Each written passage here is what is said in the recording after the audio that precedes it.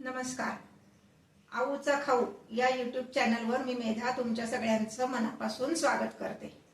सणवार म्हणलं किंवा गोड काही करायचं म्हणलं की पुरणाची पोळी किंवा गुळाची पोळी या दोन्ही पोळ्या सगळ्यांनाच माहिती आहेत. आज मी तुम्हाला एक विस्मृतीत गेलेला पदार्थ दाखवणार आहे, ते म्हणजे सांज्याची पोळी. घरी पाहुणे आले, काय करायचं? घर साध्या पोळ्या करायच्या, बाहेरनं काहीतरी गुलाबजाम श्रीखंड आणायचं आणि बाकीचा स्वयंपाक करायचा, असं केलं जातं. पण पाहुणे आले, बाहेर जायलाही वेळ नाही आणि घरातल्या साहित्यामध्येच गोड काहीतरी पदार्थ करायचा आहे, तर हा पदार्थ नक्कीच तुम्हाला आवडेल, कारण पोटभरीचा पण आहे आणि वेगळा पण आहे. विस्मृतीत गेलेला पदार्थ सांज्याची पोळी. चला तर मग रेसिपी दाखवते. हे पहा, आता मी तुम्हाला एक मेजरमेंट दाखवते. आधी ही जी वाटी आहे, ह्या वाटीने मी बारीक रवा घेतलेला आहे. ह्या वाटीने बारीक रवा, हे पासा एकदम जो 0 नंबरचा असतो, जो आपण लाडूसाठी वगैरे वापरतो, तो रवा घ्यायचा आहे. एक कढई घेतली आहे. अजून गॅस चालू केलेला नाहीये, गॅस चालू करते. आणि हा रवा तूप न घालताच आपण भाजायचा आहे. एक वाटी आपण हा रवा घेतलाय आणि इकडे दुसऱ्या गॅसवर मी 2.5 वाट्या एवढं पाणी गरम करायला ठेवलेलं आहे. ते पण मी गॅस चालू करते. बारीक गॅस ठेवायचा, म्हणजे रवा भाजेपर्यंत पाणी पण गरम होईल. हा रवा आपल्याला तूप न घालताच भाजायचा आहे. तूप घालून रवा भाजला की काय होतं, रवा असा मोकळा मोकळा होतो. आपल्याला हा जो सांजा करायचा आहे तो थोडासा चिकट असा व्हायला पाहिजे, म्हणजे मग तो पोळीत सगळीकडे मिसळला जातो. सतत हलवत असं आपण हा रवा भाजून घेणार आहोत, कोरडाच. बऱ्याचदा काय होतं माहितीये का, की अचानक पाहुणे यायचं म्हणलं की मग अरे गुलाबजाम श्रीखंड, तेच पदार्थ खाऊन आपल्यालाही कंटाळा येतो, आलेल्या पाहुण्यांना पण अरे श्रीखंड गुलाबजामच होतं, असंही होतं बरं का काही वेळेस. मग हा विस्मृतीत गेलेला पदार्थ का मी म्हणलं की हा हल्ली केलाच जात नाही. खरं तर अगदी पटकन होणारा आणि घरातलंच साहित्य वापरून तरी पण पोटभरीचा असा हा पदार्थ आहे सांज्याची पोळी. आणि अगदी झटकन होतो बरं का, फार वेळ लागत नाही हा पदार्थ करायला. हे पहा, रवा आता भाजत आलेला आहे. अजून थोडा भाजायचा आहे. तोपर्यंत इकडं हे पाणी जे गरम झालंय त्यामध्ये मी गुळ घालणार आहे. आपल्याला गुळाचा पाक करायचा नाहीये, फक्त गुळ पाण्यात विरघळवून घ्यायचा आहे. म्हणून ह्या उकळलेल्या पाण्यात मी हा गुळ घालते. गुळ किती घेतलाय, तर ज्या वाटीने मी रवा मोजून घेतलाय त्याच वाटीने 1.5 वाटी एवढा गुळ घेतलेला आहे. समजा असं वाटलं की इकडे आपला रवा भाजून झालाय आणि गुळ विरघळला नाहीये, तर रव्याखालचा गॅस बंद केला तरी चालणार आहे.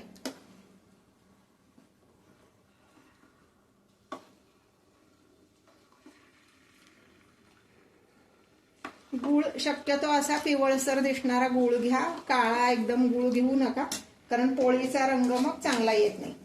आणि पावडरचा गुळ घेऊ नका, त्यांनी गोडसरपणा येत नाही आणि सांज्याला चिकटपणा येत नाही, त्यामुळे सांजा पसरला जात नाही मग सगळ्या पोळीत. म्हणून पिवळसर दिसणारा आपला गुळ घ्यायचा आहे.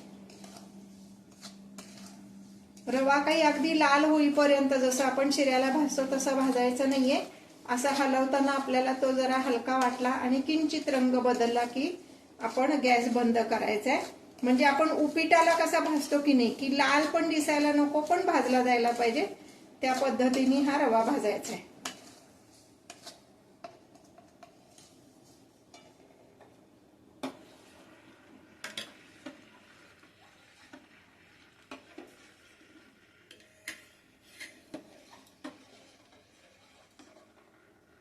मी थोडा वेळ रव्याखालचा गॅस बंद करते, कारण रवा भाजून झालाय आणि तिकडे पाण्यामध्ये जो गुळ घातलाय तो अजून विरघळतोय.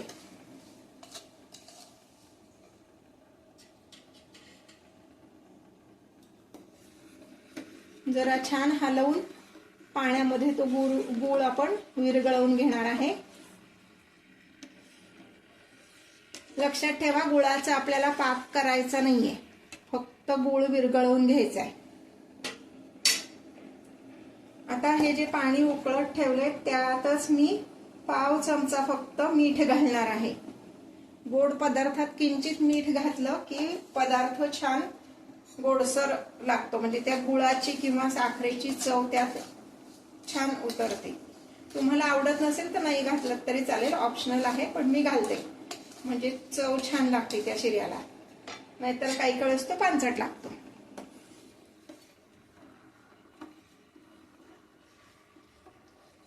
हे पाहता हा गुळ सगळा विरघळलाय. मी पाण्याखालचा गॅस बंद करते आणि इकडे रव्याखालचा गॅस पण मी बंद केलाय. का तर रवा गरम आणि त्याच्यावर गरम पाणी ओतलं की ते थोडंसं असं उडतात बुडबुडे, मग ते आपल्या अंगावर किंवा चेहऱ्यावर उडू नाहीत, म्हणून रव्याखालचा गॅस पण बंद ठेवायचा आहे.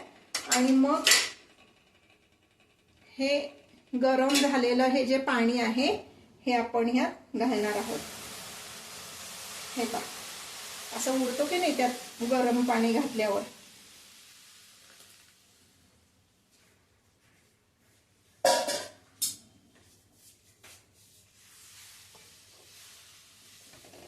हे दोन्हीही गरम असल्यामुळे ह्यात गुठळ्या होत नाहीत, छान मोकळा असा हा शिरा तयार होतो आपला. आधी व्यवस्थित हलवून घ्यायचंय.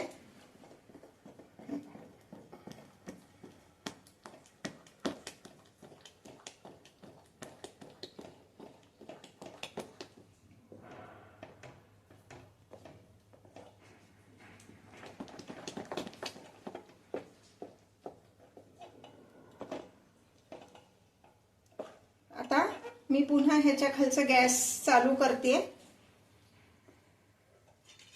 आणि ह्याच्यावर झाकण ठेवून आपण ते व्यवस्थित आता शिजवून घेणार आहे. हे अजिबात गाठी झालेल्या नाहीयेत यामध्ये.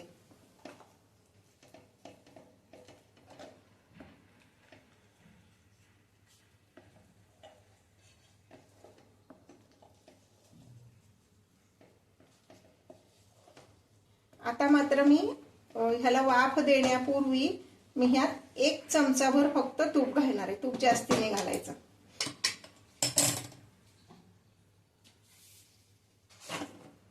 हे जे प्रमाण मी तुम्हाला सांगितलंय ते साधारण 4 ते 6 माणसांना अगदी पोटभर पुरतील एवढ्या पोळ्या ह्यात होतात. 6 माणसांना पोटभर होईल एवढ्या पोळ्या ह्यामध्ये होतात.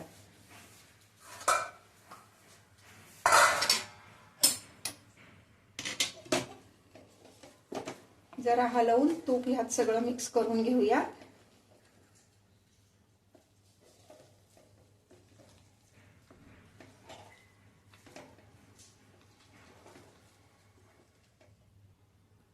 हे आता मी ह्याच्या खालचा गॅस चालू केलाय. बारीक ठेवायचाय, मोठा नाही, आणि त्याच्यावर झाकण ठेवायचंय आणि 1-2 मिनिट त्याला छान वाफ आणायची, म्हणजे तो शिरा छान शिजेल.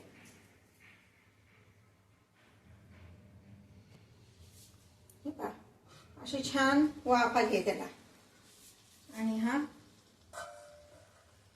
सांजा व्यवस्थित शिजलेला आहे.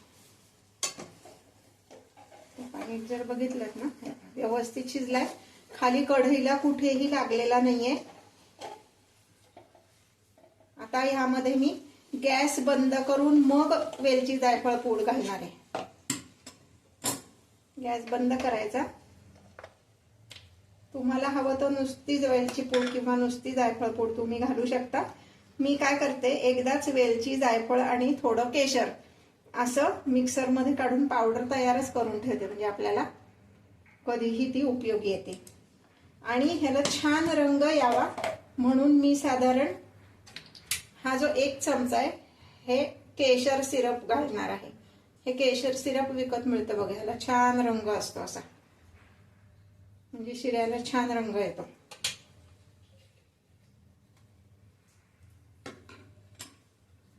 हे व्यवस्थित हलवून घ्यायचंय.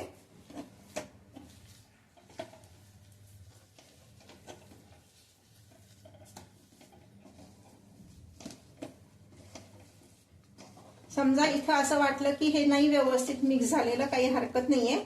आपण नंतर हे आपल्याला छान मळून घ्यायचे, तेव्हा ते मिक्स होईल व्यवस्थित. आता मी काय करणार आहे, हा जो शिरा आहे हा असाच कढईत ठेवायचा नाही, हा एका ताटात काढून घ्यायचा. असाच का ठेवायचा नाही, कढई गरम आहे त्यामुळं तो खाली जो कढईला लागलेला शिरा आहे तो कडक होऊ शकतो आणि मग आपल्याला पोळ्या लाटायला त्रास होईल.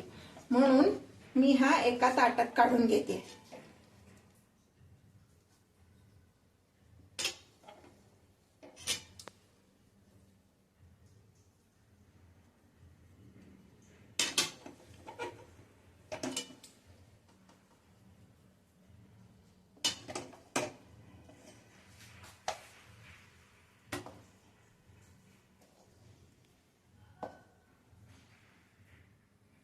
हे पहा, आता आपण पोळ्यांसाठी कणिक भिजवणार आहोत. यामध्ये मी 1 वाटी कणिक म्हणजे गव्हाचं पीठ आणि 1 वाटी मैदा घेतलेला आहे. तुम्हाला हवं तर तुम्ही पूर्ण मैदा किंवा पूर्ण कणिक असं काहीही घेऊ शकता. आता यामध्ये मी घालणार आहे थोडंसं मीठ, म्हणजे अगदी पाव चमचा,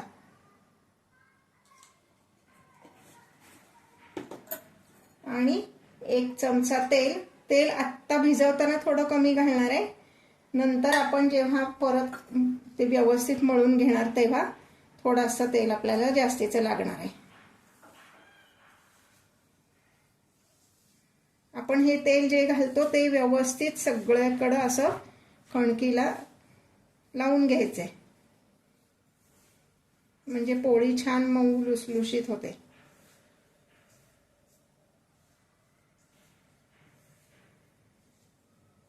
आता मी काय करते, ज्या वाटीने आपण कणिक घेतलीये त्याच वाटीने मी आता पाण्याचं प्रमाण आपण किती लागतंय ते बघूया. मी 1 वाटी पाणी घेतलंय, त्यात किंचित म्हणजे एखादा पिंच एवढीच हळद घातली, म्हणजे पोळीला रंग छान येतो. आता लागेल तसं पाणी आपण ह्यात घालणार आहोत आणि ही कणिक भिजवणार आहोत. कणिक कशी भिजवायची तर आपली नेहमीच्या पोळ्यांची जशी असती त्यापेक्षा थोडीशी सैल अशी भिजवायची.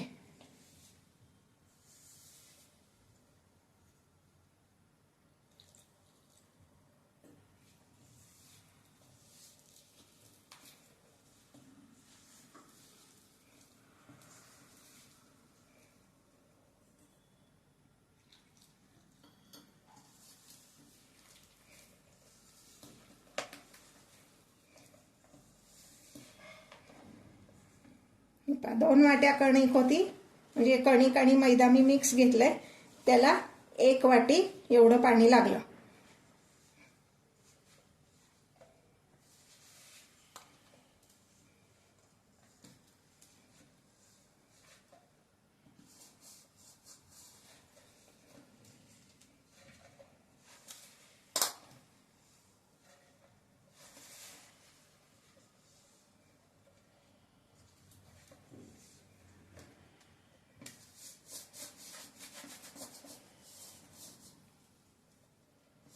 असं व्यवस्थित भांड्याला कणिक वाया जाणार नाही असं सगळी कडेची कणिक काढून घ्यायची.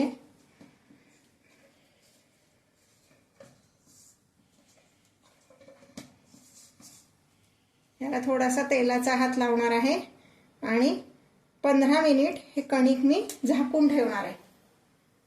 तोपर्यंत आपला सांजा जो केलाय तो पण गार होतोय, कारण सांजा गरम असताना आपण पोळ्या करायच्या नाहीये. सांजा गार झाल्यावरच पोळ्या करायच्या, म्हणजे सांजा सगळीकडे व्यवस्थित पोळीत पसरला जातो.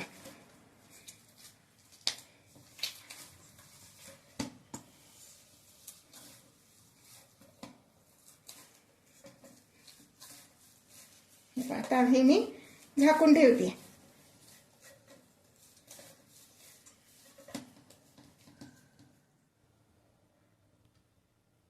हा आपला सांजा आता गार झालेला आहे, व्यवस्थित तो मळून घ्यायचा आहे जरा.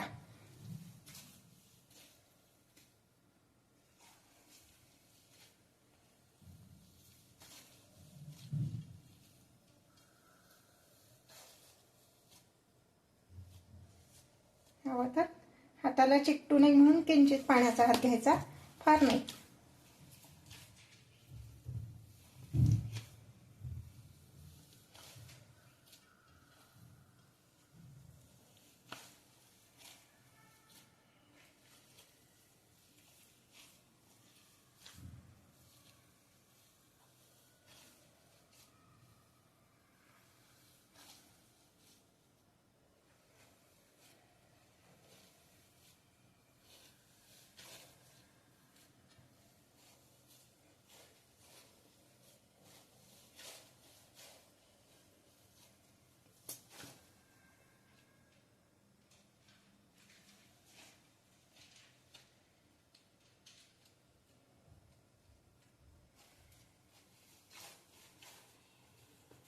आता काय करणार आहे, ह्यातला निम्मा जरा बाजूला काढून ठेवणार आहे, म्हणजे मळायला पण सोपं जातं.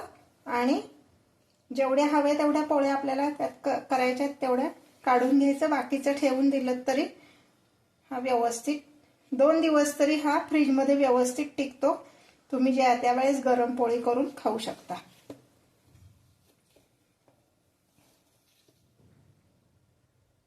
हे पहा, हे व्यवस्थित मळून झालंय. किंचित तुपाचा हात घ्यायचा, म्हणजे मग ते छान मऊ पण मळलं जातं आणि हाताला चिकटत नाही, किंवा ह्या परातीला ताटाला पण ते चिकटत नाही.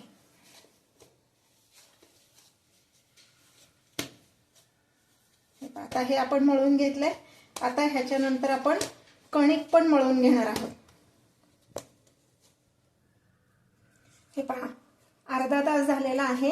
आता आपण ही कणिक छान अशी मळून घेणार आहोत. थोडासा तेलाचा हात लावून छान तिंबून घ्यायचे. पुरणाच्या पोळीसारखंच कणिक जेवढी आपण छान तिंबून घेऊ तेवढी ती पोळी छान मऊ लुसलुशीत होते आणि आपल्याला पोळी लाटायला पण सोपं जातं. साधारणपणे 5 मिनिटं तरी हे आपण तिंबून घ्यायचंय व्यवस्थित.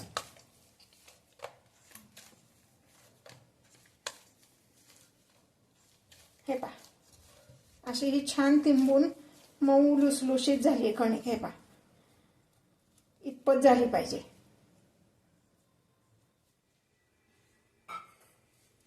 आता मी गॅसवर तवा तापत ठेवलाय. आत्ता गॅस बारीकच आहे. आणि एक छोटीशी टीप सांगते, जेव्हा तवा आपण तापत ठेवतो ना, तर किंचित तेलाचा हात त्याला लावायचा, म्हणजे तवा सगळीकडनं सारखा तापतो. असं मध्येच तापलाय किंवा असं होत नाही आणि पहिली पोळी आपली चिकटत नाही. गॅस अगदी बारीक ठेवलेला आहे. आता आपण पोळी लाटायला घेऊयात.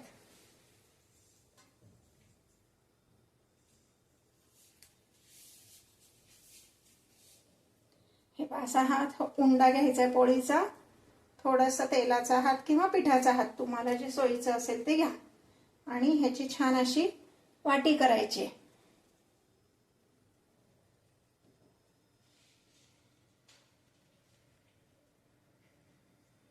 अशी ही वाटी केली की त्यामध्ये आपण हे सारण सांज्याचं जे आहे ते भरणार आहोत.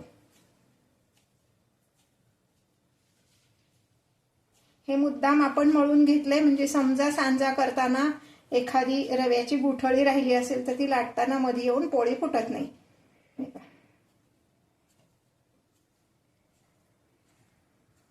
असं छान हे भरून घ्यायचंय.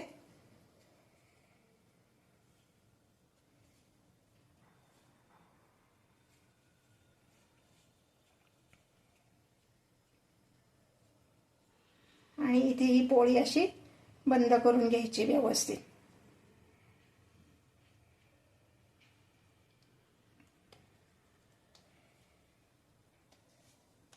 आता पोळपाटावर खाली आपण थोडासा मैदा किंवा पीठ, तुम्हाला जे हवं ते तुम्ही घेऊ शकता. गव्हाचं पीठ, तांदळाचं पीठ, मैदा, तुम्हाला जे सोयीचं असेल पोळी लाटताना ते घ्या. आणि सुरुवातीला किंचित असं हातानेच थोडंसं थापून घ्यायचंय, म्हणजे तो सांजा आपला सगळीकडे पसरला जातो व्यवस्थित, आणि मग लाटण्याने लाटायचंय.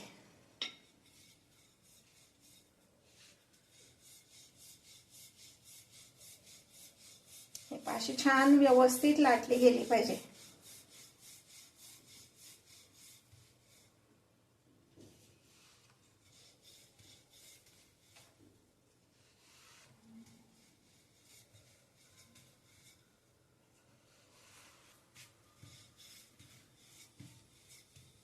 तुम्हाला हवी तशी, हवी तेवढी मोठी तुम्ही ही पोळी लाटू शकता.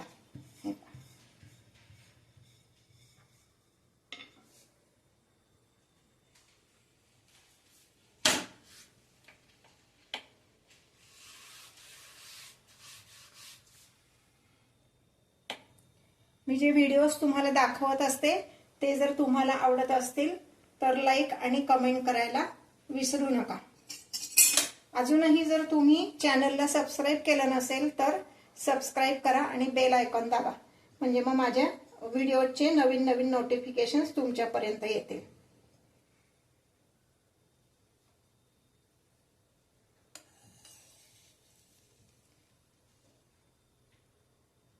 सुरुवातीला जरा मंद गॅसवरच ही पोळी भाजायची आणि मग नंतर गॅस मीडियम करायचा आहे. हाय फ्लेमवर नाही भाजायची, मग एका बाजूनी भाजली जाते आणि एका बाजूनी कच्ची राहते. तसं व्हायला नको म्हणून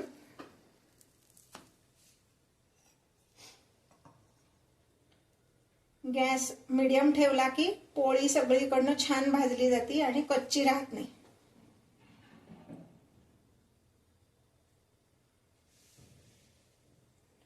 आता जसं आपण पुरणपोळी तूप किंवा तेल घालून भाजतो तसंच ही पोळी पण तूप किंवा तेल तुम्हाला जे आवडत असेल ते घाला आणि छान खरपूस भाजून घ्या. मी तूप घालणार आहे. तूप जास्ती छान लागतं, तुपामुळं छान खमंग होती पोळी.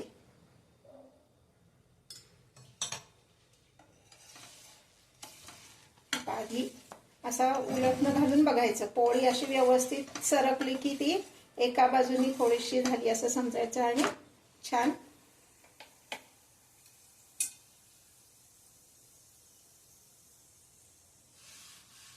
हे अशी छान त्याला कलर आला पाहिजे आणि छान खरपूस भाजून घ्यायची. मी जे प्रमाण तुम्हाला सांगितलंय त्यामध्ये साधारणपणे 20 ते 25 पोळ्या होतात एवढ्या ह्या आकाराच्या. आणि ही पोळी टिकती सुद्धा 2 दिवस. जशी पुरणाची पोळी आपली 2-3 दिवस टिकते तशीच ही पोळी पण 2-3 दिवस टिकते. भाजताना मात्र छान खरपूस भाजायची आहे, म्हणजे ती लागती पण खमंग आणि खरपूस खुसखुशीत.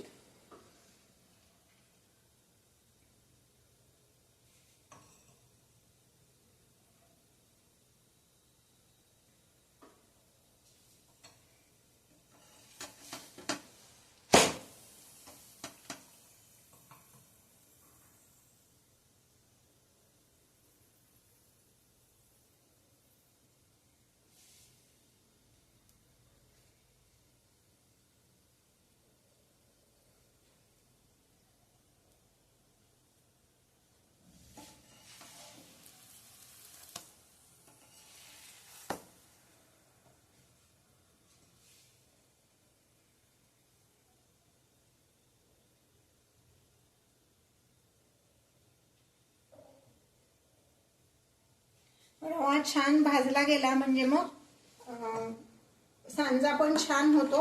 म्हणजे अति लाल भाजायचा नाही आणि कच्चा पण ठेवायचा नाही. सांजा हा आपला थोडासा चिकटच झाला पाहिजे, म्हणजे मग तो सगळीकडे पसरतो. पण अति चिकट पण नाही. हे पाशी छान मस्त भाजली गेली की नाही, अशी दोन्ही बाजूनी छान खरपूस भाजून घ्यायची आणि मग सर्व करायची. अगदी पोटभरीचं, पुरणाच्या पोळीनी जसं पोट भरतं तसंच ह्या पोळीनी पण पोट भरतं. आता तुम्ही म्हणाल ही पोळी मग ह्याच्या बरोबर बाकीचं काय करायचं, म्हणजे डावी उजवी बाजू. तर आपल्या नेहमीच्या स्वयंपाकातलं तुम्ही काहीही केलं तरी चालेल, पण बटाट्याची भाजी किंवा म्हणजे उजव्या बाजूला बटाट्याची भाजी किंवा मटकीची उसळ असेल तर अगदी छान लागते ही पोळी. त्याच्याबरोबर जे तिखट आपल्याला हवं ते. आणि उजवी बाजू आपली नेहमीप्रमाणे लोणचं, चटणी, कोशिंबीर असं केलं तरी चालतंय. ह्याला फार काही असं तामझाम लागत नाही. हे का दोन्ही बाजूनी छान खरपूस भाजली गेली. आता मी ही काढून घेते. हे पहा छानपैकी ह्याच्यावर तुपाची धार. पदार्थ अगदी थोडेच आहेत. कडेला लिंबाच्या लोणच्याची फोड आहे, उजव्या बाजूला बटाट्याची भाजी, आमटी, वरण भात आणि सांज्याची पोळी. 4च पदार्थ केले तरी पोटभरीचं होतं. किती छान दिसते बघा. एखाद्या सणाच्या दिवशी नैवेद्याला सुद्धा आपण ही पोळी करू शकतो. करून बघा आणि कमेंट करा.